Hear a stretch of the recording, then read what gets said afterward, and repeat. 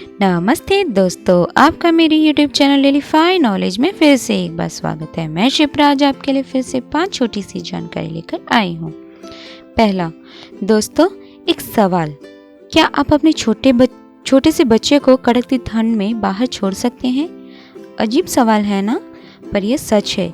एक ऐसी परंपरा जो आइसलैंड में पीढ़ियों से चली आ रही है, जहाँ शिशुओं को ठंड के तापमान में बाहर सुलाया जाता है। वे आमतौर पर इसे वाइकिंग द्वारा बनाई परंपरा को मानते हैं।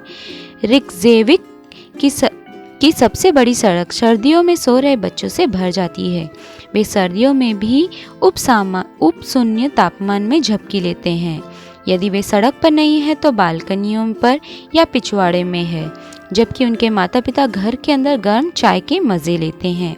अपने बच्चे को सोने के लिए बाहर ले जाने का रिवाज आइलैंड में इतनी बड़ी बात है कि बड़े अपार्टमेंट इमारतों में रहने वाले आइलैंडर्स कभी कभी बालकनी पर एक विशेष गाड़ी रखते हैं जहां बच्चे को सुलाया जा सके। आइलैंडवासी वैश्विक औसत से 10 साल से अधिक समय तक जीवित रहते हैं। ऐसा करने से बच्चों की रोग प्रतिकारक क्षमता बढ़ती है। माता पिता अपने बच्चों को बाहर सोने देते हैं, चाहे तापमान कोई भी हो। यहाँ की अपराध दर बहुत ही कम है। राजधानी शहर में प्रतिवर्ष 2 से भी कम हत्याएं होती है। 3,20,000 के इस देश में लोगों को अपने पड़ोसियों पर विश्वास है, जो अपने बच्चों को घरों और दुकानों के बाहर छोड़ने में सुरक्षित महसूस करते हैं। दूसरा, दोस्तों क्या आप मेमोरियल रीफ्स के बारे में जानते हैं? यह ऐसी रीफ है जो समुद्र तल में मनुष्य के मृतदेह से बनाते हैं। मेमोरियल रीफ समुद्र तल पर रखी कृत्रिम चट्टानें हैं। अंतिम संस्कार के अवशेषों को कंक्रीट के साथ मिलाया जाता है और एक सांचे में फिट किया जाता है। एक बार मोल्ड या कंटेनर पूरा हो जाने के बाद कृत्रिम चट्टान बनाने के लिए इसे समुद्र के तल में डुबो दिया जाता है। एक बार जब कंटेनर समुद्र तल पर स्थापित हो जाता है तो यह मृतक के स्मारक के रूप में सदा के लिए वहीं रहता है। यह एक अधिक किफ़ायती, टिकाऊ और पर्यावरणीय रूप से लाभकारी समाधान है। स्थायी, सुरक्षित और व्यवस्थित करने में आसान भी है। एक प्रकार से पृथ्वी को वापस देने का अनूठा तरीका। इन सेवाओं को संभालने के लिए आप जिस कंपनी को चुनते हैं, उसके आधार पर मेमोरियल रीफ में प्लेसमेंट की कीमत $2,000 से $7,000 तक हो सकती है। तीसरा, दोस्तों क्या आप छाता यानी छतरी का उपयोग करते हैं? अगर हाँ, तो ये खास जानकारी आपके लिए है। छाता असल में बारिश के लिए नहीं बल्कि तेज धूप के कारण आया। इतिहासकारों का कहना है कि छतरी की उत्पत्ति 3,400 साल पहले मेसोपोटामिया में हुई थी। वास्तव में शब्द छाता लैटिन शब्द अम्ब्रा से लिया गया है, जिसका अर्थ है छाया। 1200 ईसा पूर्व तक मिस्र की छतरी ने धार्मिक महत्व प्राप्त कर लिया। आकाशीय देवी नट को एक छतरी द्वारा दर्शाया गया था, जो केवल अपने पैरों की उंगलियों और उंगलियों से जमीन को छूती थी। यूनानियों और रोमनों ने मिस्र की संस्कृति बहुत सी चीजें उधार ली, लेकिन जब छतरी की बात आई तो उन्होंने फैसला किया कि यह केवल महिलाओं के लिए है। ऐसा माना जाता है कि रोमन महिलाएं अपनी छतरी में तेल लगाने की धारणा लेकर आई थी ताकि वे वाटरप्रूफ हो।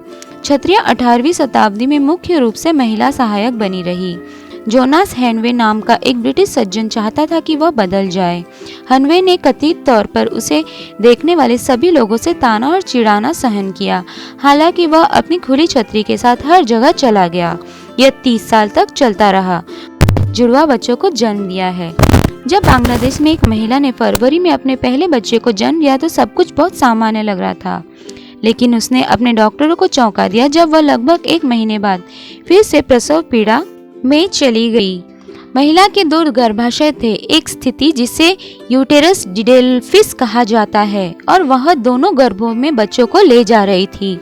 20 वर्षीय महिला ने पहली बार फरवरी के अंत में एक बच्चे को जन्म दिया और सामान्य प्रसव के बाद अस्पताल से छुट्टी दे दी गई।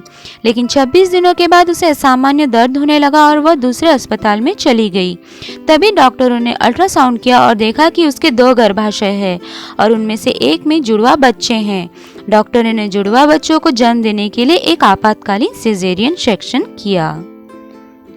5वां, दोस्तों, अगर किसी प्रियजन की मृत्यु हो जाती है तो आपके यहाँ कौन सा रिवाज है? आज मैं ऐसे ही कुछ संस्कृतियों के बारे में बताने जा रही हूँ, जैसे घड़ियों को रोकना, मृतकों की आंखों पर सिक्के डालना, शीशों को ढकना आदि। आज मैं आपको शीशों के ढकने का क्या कारण है बताने जा रही हूँ। शीशों का महत्व प्राचीन ग्रीक और रोमन काल से है। मृत्यु और अंधविश्वास के प्रतीक के रूप में दर्पणों की उत्पत्ति यही हुई है। रोमनों का मानना था कि प्रत्येक व्यक्ति 7 साल के आत्मा चक्र से गुजरता है। टूटे हुए दर्पण भौतिक और आत्मा के लिए दुर्भाग्य लाएंगे।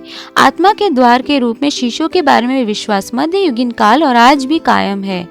कई लोग समुदाय का मानना था कि भूत आत्माओं को कभी भी आराम करने के लिए दर्पण के माध्यम से ले जा सकते हैं।